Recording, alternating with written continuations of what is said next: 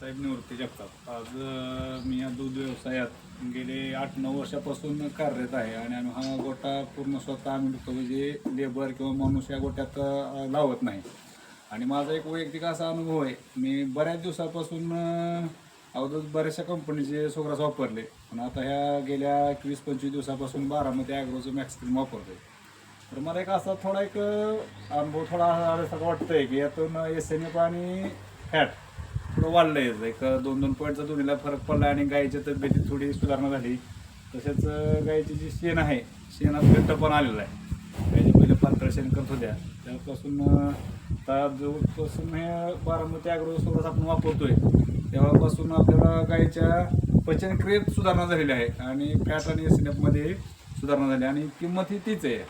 पहिलं जे काय आम्ही सोग्रास वापरत होतो त्या सोग्रासची आणि ह्याची किंमत एकच आहे, एका त्याच किमतीमध्ये, पण दूध तेवढंच आहे, फक्त एकच झालं आहे किंवा त्याचं फॅट आणि SNF दोन्ही वाढलेले आहेत.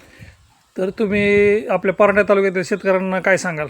परांडा तालुक्यातल्या शेतकऱ्यांना मी एकच सांगू इच्छितो की आपण पण आमच्यासारखं बारामती ॲग्रोचं कुठलंही प्रोडक्ट वापरा, पण बारामती ॲग्रोचंच वापरा. कारण त्यामुळं गायींची तब्येत, जर आपल्याला चिरकाल गोटा टिकवायचा असेल आणि कायमस्वरूपी दूध व्यवसाय करायचा असेल तर फक्त बारामती ॲग्रोचंच पशुआहार वापरा. धन्यवाद.